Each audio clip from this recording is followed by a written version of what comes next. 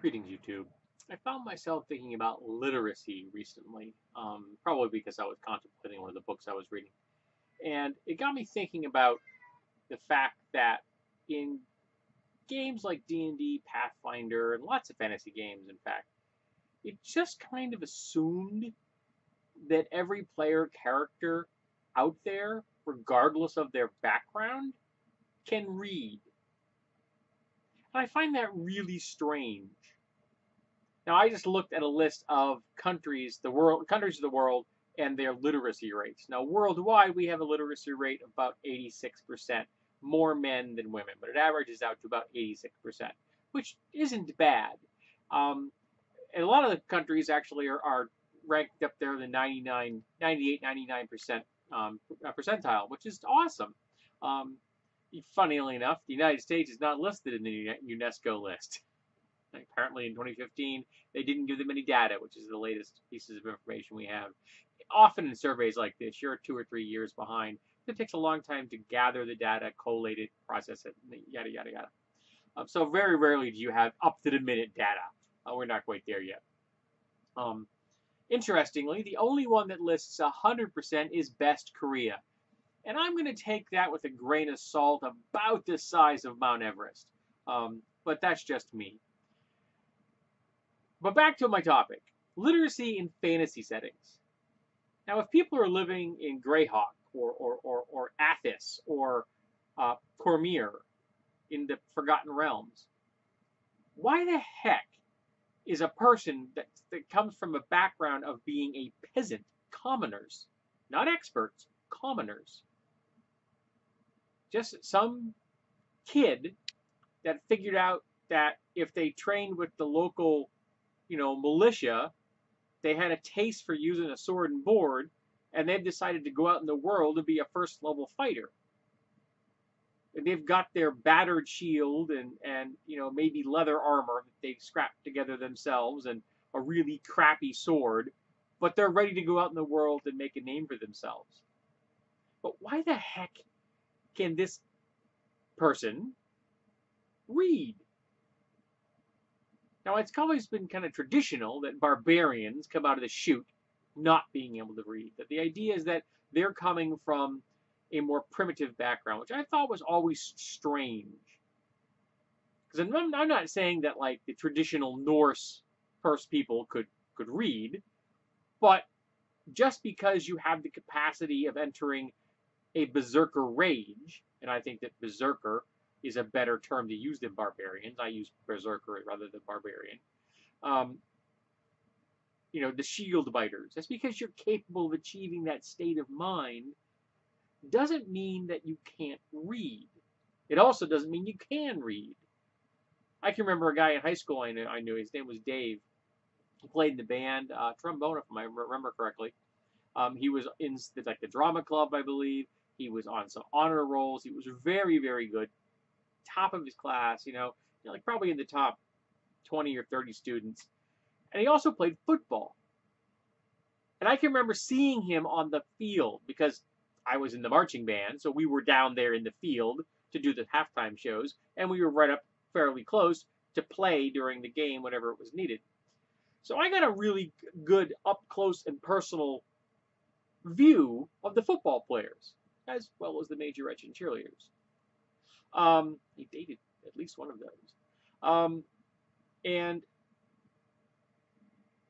I saw him there one day, and he was just coming off of the field.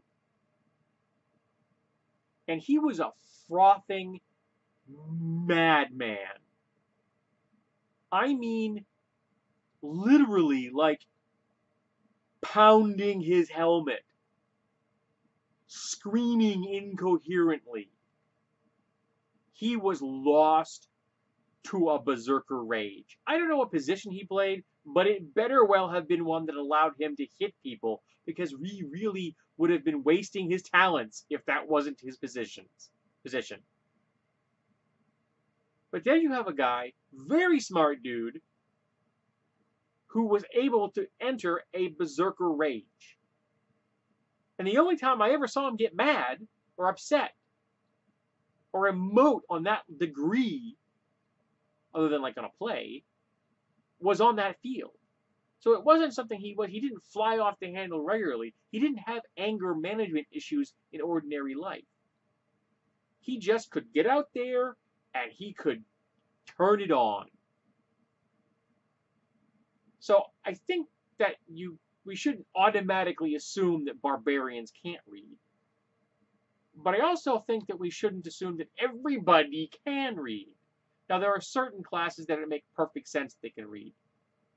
Most clerics, priests, mages of God, wizards, of course, because they're book learners. They have to read their spells. But druids, maybe they can know Ogham. That doesn't mean they can read Common or anything else. Sorcerers, why should a sorcerer read? A sorcerer is magic itself. It just flows through them.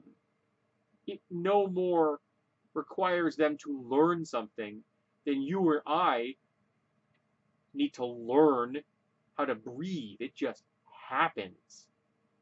And if you have to pay attention to breathing, see a doctor. Fighters, maybe they don't need to read. Maybe that's something we should automatically assume. So each kind of class should have a certain percentage chance of reading, I think. And if you don't read, you don't read. You have to spend a point of your skill points, your ranks or whatever, to learn that capacity. And of course, if you're in a party member who already has the ability to read, they can teach you. So it's not like you have to go out of your way to find a scholar. You've got one right there in the group. If you can convince them to help you. And that's a role-playing thing right there now, isn't it? Well, it's just got me thinking. And I don't believe that it's something we should just kind of shrug and say, it's okay. Now, I know people, for example, pay very little attention to encumbrance rules. So maybe for some people, the ability to read falls into that same category of encumbrance rules. They're just saying, I'm not going to pay attention unless somebody's doing something egregious, for example, like carrying 10 bear pelts, which I watched someone do in Skyrim recently, which would weigh around 400 pounds. Unless they're doing something like that, maybe you just don't pay attention to encumbrance, and maybe you just don't pay attention to reading because it falls into that same class of I don't need to worry about this thing. You're average GM. And I can understand that as well. There's always an argument for ignoring a lot of the stuff that you just don't want to deal with, so you can think about the important things. Sometimes you just hand wave things away because it's just easier. Like you don't have to have people roll to make a fire in the camp. It's assumed that everybody can make a fire in a campsite. Now, if they're in the forest and they have no supplies, there's no flint and steel around, and maybe you start rolling for a survival check. Or it's in the snow and all the wood's wet. So, under certain circumstances, yeah. But your average day, you don't need that. You don't need to have people roll to cook when they're cooking their meals in the camp. Why? It's just assumed they can do that. Now, if somebody wants to roll to see if they can make something really good, go for it. That's role playing. They're trying to do something with the party.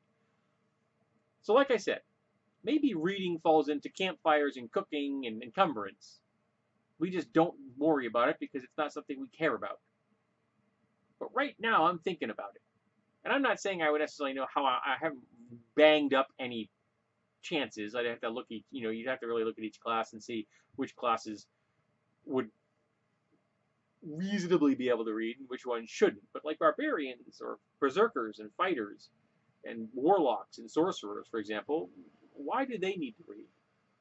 Not necessarily need, well, why do they know how to read from birth? So let's talk about literacy in fantasy games. Because we don't even have 100% literacy in the world today. So I imagine it's a whole lot worse in the Middle Ages. I know at least one of the countries in this list I just looked at had a literacy rate of 30%. And so that sounds about right for what the Middle Ages was. Or probably even lower. So let's chat about literacy, because reading is fundamental.